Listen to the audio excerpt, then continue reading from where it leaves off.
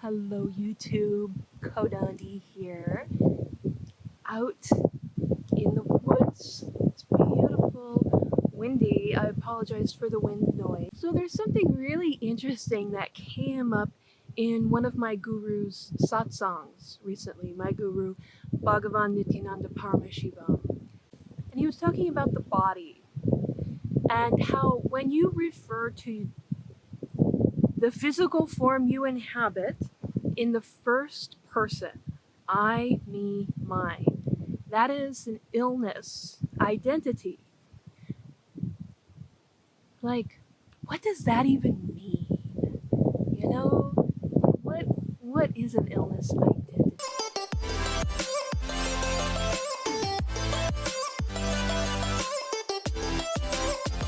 I'm a person that has had chronic illness and disability for a long time, and I've been involved with the chronic illness and disability, the Spoonie community, for a long time. There's some really amazing activists in that community. And, just because your physical condition isn't the same as someone else's physical condition doesn't mean that you don't have the same rights to access the world as everyone else. But there's also all of these sort of various different illness support communities. People with the same illness gather together. And, to some degree, you want to be able to learn from each other because a lot of times doctors don't always have a lot of answers. They don't have the answers you're looking for. If you can network with other people that have the same condition as you, you can learn about some of the other things that are going on, about, alternative treatments, things like that, and, help each other out, give each other advice, right? Makes sense. However, myself and, plenty of other people ended up, we so strongly identify with that illness. And that illness becomes a hobby. And I know that, some of these disabilities and illnesses and conditions can really be full-time jobs. I mean, I not only have had an illness as a full-time job, but I've been caregiving for people where it was a full-time job just to maintain the physical body. So I understand that it's a lot of work sometimes, and especially if you use some mobility aid or have some other accommodations that you need, it can be a lot of work and definitely a full-time job. But there's a very fine but very specific line between what you need to do to care for and maintain your physical body and identifying with your illness as a hobby or as a personality trait. And this includes mental illness as well, because last time I checked, the brain is still a part of the body.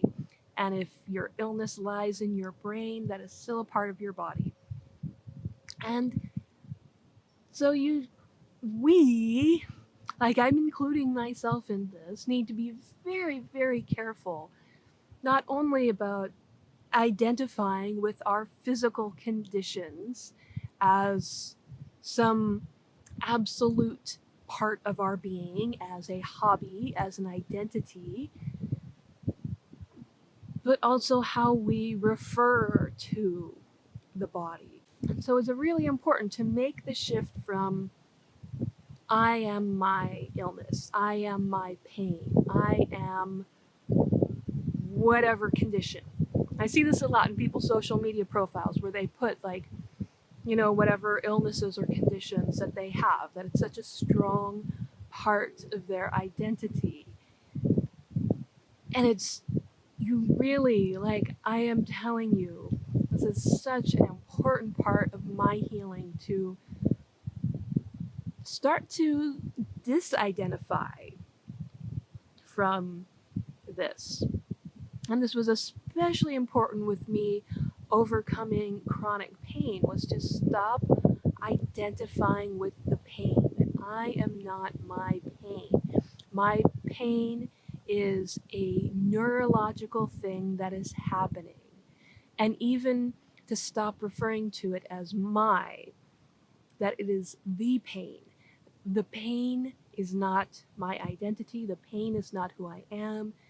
The pain is a neurological function of the body. And shift from referring to the body, referring to the physical condition, referring to the mental health condition as I, me, and mine, and instead shift to the second person, you, and to begin to talk to bodies, the physical body that we inhabit, as you. Because your body, your physical form, it really is its own kind of being. That talk to your body as you, like, hey you, there's pain happening. What's going on? Hey you, there's this happening. Hey you, this is happening. And start to think about and refer to your body as you. And that is how you conquer all illness. This is in the satsang that my guru gave not so long ago, a couple months back, I think maybe June. But to refer to the body, the physical form, as you. Refer to it in the second person as a way to conquer all illness and to shift from this illness identity of I, me, and mine to you, second person. And then he goes on to talk about, referring to the body in the third person, like referring to the body as, in my case, Kodandi, or referring to it as the body, which, opens up another level of physical powers and abilities. And, then even goes on to, sort of another level of experience that he called the fourth person, where you experience all bodies are your body, which is, a whole nother level. But let's take things one step at a time, okay? If you are dealing with illness, physical illness, mental illness, whatever, some health condition, some disability, make the shift in your mind from the physical condition as I, me, mine, the first person, and instead shift to an understanding of the body as you. And see what that does for you. See how that really shifts your experience, and to really just connect with the body in that way as its own being and overcome the illness. And whether or not you get a medical cure, I don't know. I'm not a medical doctor. I'm a spiritual healer. But do spiritual healing.